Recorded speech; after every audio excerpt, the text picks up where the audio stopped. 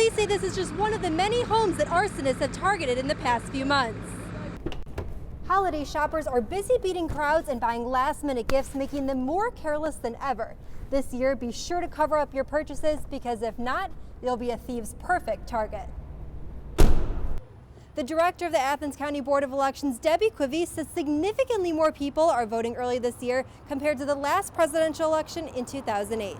The school's decision to allow a student who identifies as a woman but was born a male to continue using the women's locker room has parents up in arms. With the presidential election in the rearview mirror, it's time to head to the polls again. Ohioans can now start casting early ballots for local races and issues. Parents always hope that their child is born healthy, but oftentimes there are differences that can or cannot be seen from the outside. One local mom tells why it's important to celebrate individual uniqueness. A partnership between Ohio University and the Malaysian government has existed for 32 years. Construction of a 5-story parking garage was nearly complete when the entire structure collapsed in what police are calling pancakes stacked on top of each other. 4 people have been taken to the hospital so far. An update on their condition at 6. Parking in the city is already known as one of the biggest hassles for residents, but now the city is considering doubling their prices, charging residents not 1, but 2 quarters for 30 minutes. Southeast Ohio has been ranked as having some of the poorest health outcomes in the country. One program has decided to focus its efforts on teaching healthier habits from a much younger age. These second graders are just a handful of the hundreds of elementary students being taught basic nutrition and cooking skills throughout Southeast Ohio.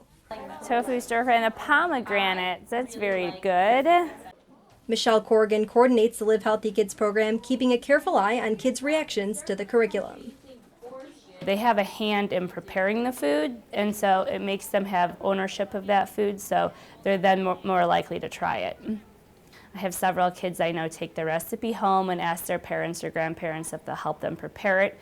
That's the ultimate goal, is to get the parents knowing that their kids do like these foods, and these are foods that they should incorporate into their diets. Will you raise your hand if you had seconds today? How many of you had second dish today? Several of you.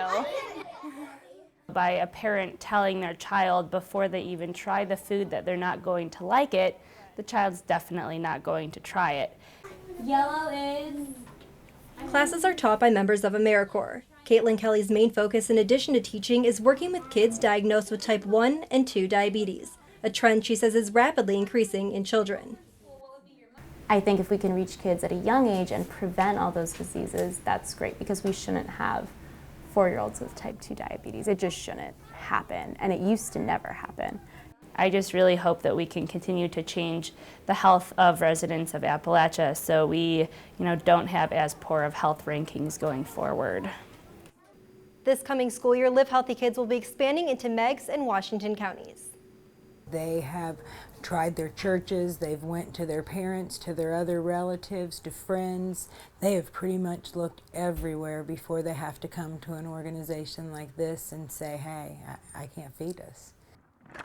On any day of the year, Lisa Roberts can be found handing out boxes, cans, and clothing to those in need at the Friends and Neighbors Food Pantry in Southeast Ohio's tiny town Coolville, where she is director. Unemployed for nearly 3 years, Tamara Bragg, a mother of 3, struggles to provide for her family. We usually turn to here to get the extra clothing that our children need, the extra food that they need. It's really rough. I have gone to bed many a times not eating, so they would.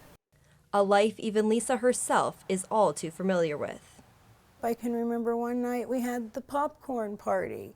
The kids thought it was absolutely great. We had popcorn for dinner, unbuttered white popcorn. That was dinner.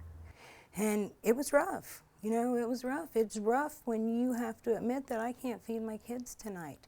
That was one of the most humiliating and sad and scary nights of my life. For a family of 3 in Athens County, living in poverty can mean living off of as little as $10,000 a year. And for some, without the help of the food in this box, many would go hungry. Job and Family Services Coordinator Nick Clausen continues to try and increase the assistance families like these receive, as the need heads in only one direction, up. I know people make mistakes and people make bad decisions, but there's so much piling on and so much negativity towards anyone who's poor, and we're just demonizing the poor in this country. They just want to get by, and they just want to succeed just like everyone else, but they're just stuck at this bad moment in their life right now, and sometimes there's not enough help there to get them out of it.